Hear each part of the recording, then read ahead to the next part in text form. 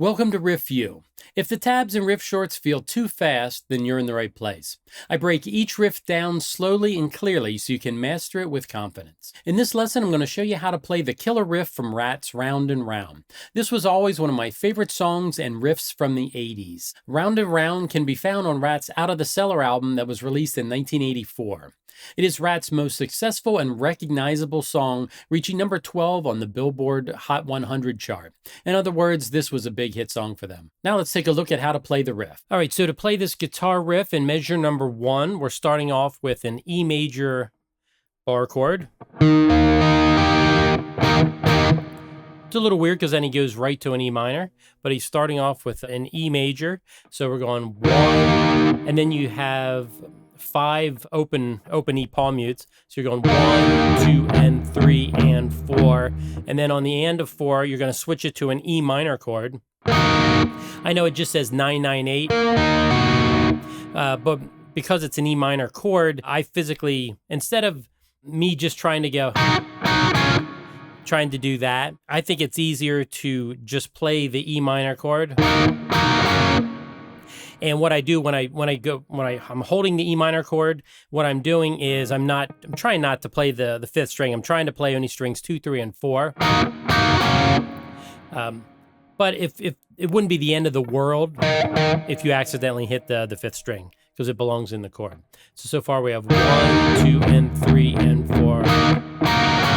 What's happening here is he's switching to E minor. You're going to play that twice. It's coming in on the and of 4. It's ringing through 1, coming in on the and of 1. And then you're going to take your pinky off so that you can hear this 7th fret there on the 3rd string.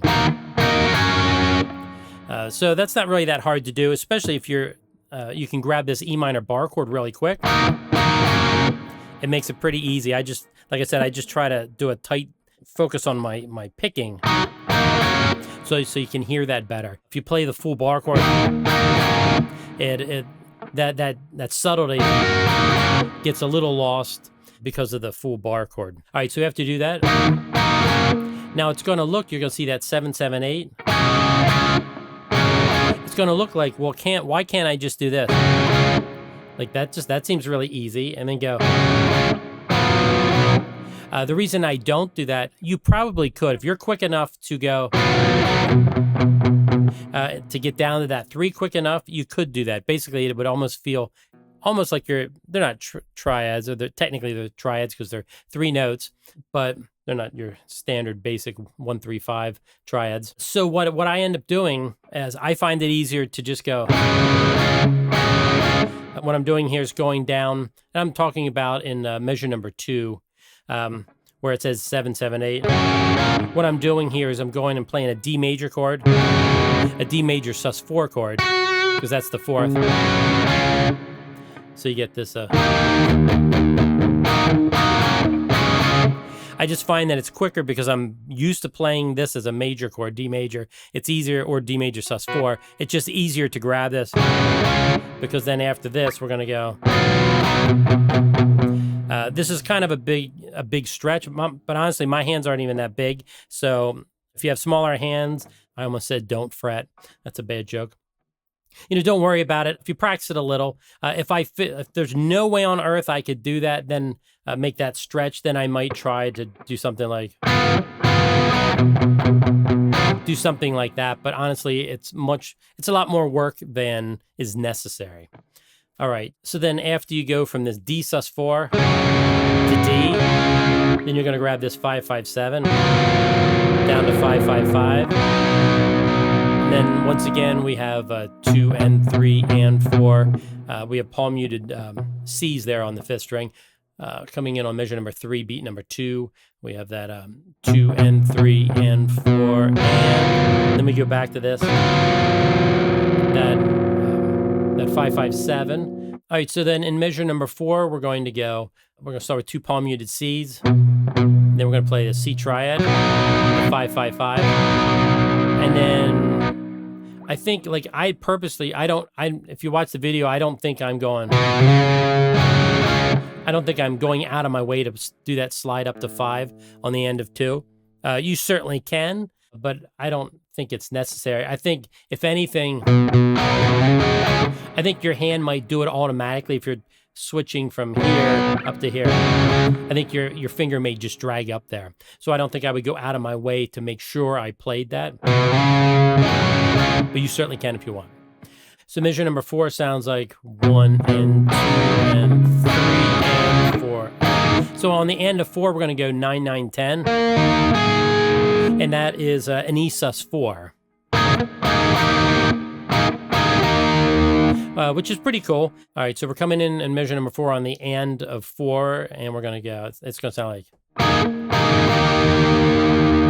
we're going E sus4 on the end of 1, and then E on the downbeat of 2. That is a half note. And once again here, I don't do the, that sounds kind of cool. Maybe I could work that in. On beat number 4, you see 2 scratches. Rhythmically, it goes 4E and, or 4E and, down, up, down. I wasn't doing that. I was just going with, I'm just going right back to the E minor. It basically repeats.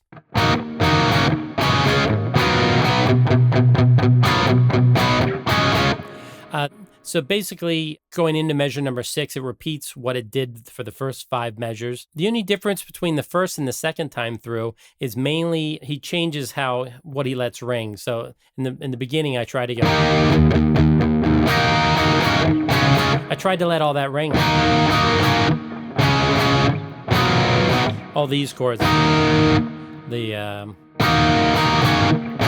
I tried to let that ring, but if you listen in the second time, he keeps it shorter, like just kind of, it's not palm muted, but he keeps it a little more staccato. So when I did my main recording of it, run through, I tried to make sure I demonstrated that. So now I'm going to play slowly through the first 8 measures before we go into the next section. So why don't you go ahead and play along with me. Here we go. 3, 4.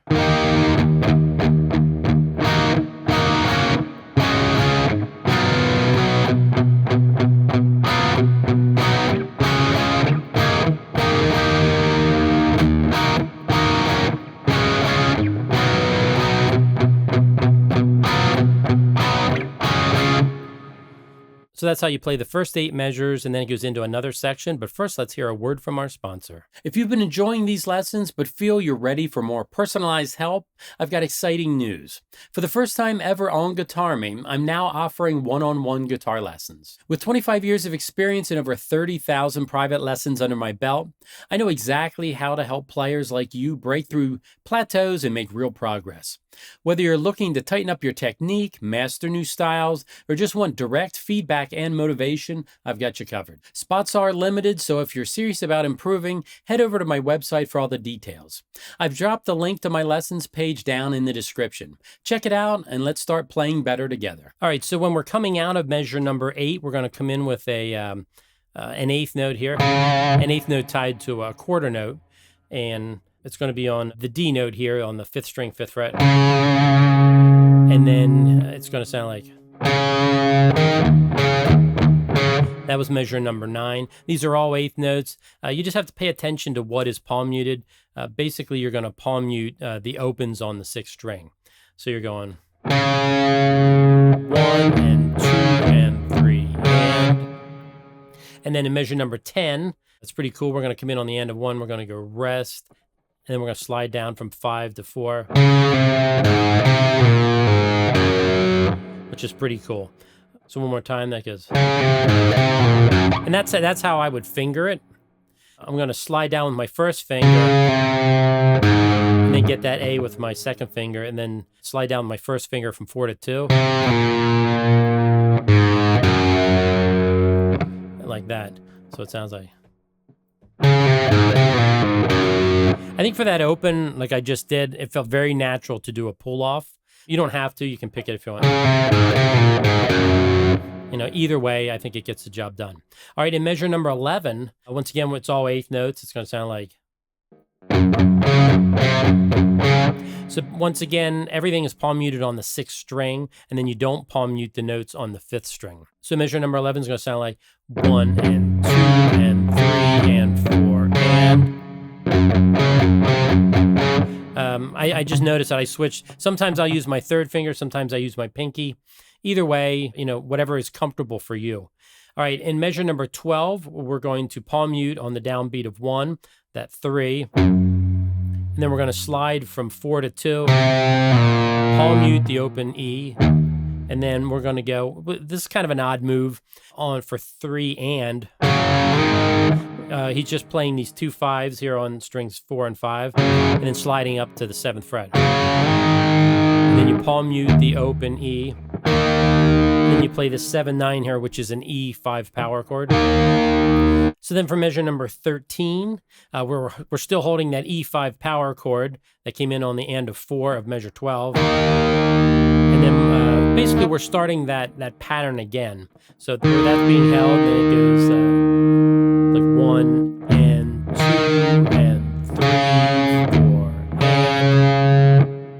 I do see there is some vibrato on that 5. So what I do is I go back, I listen to the original, and then I look for, you know, do I really need to do the vibrato there? And probably so. You have long enough, you have one beat there, it is kind of fun. And then I also go through and listen, if you're trying to recreate the actual recording, I listen to if there's any squeals. You know, does he squeal that at all? Any pinch harmonics? You know, that can be fun as well to add in. All right, so that is how you play the riff for Round and Round. I'm going to go ahead and play through it slowly now, and you can go ahead and play along and practice along with me.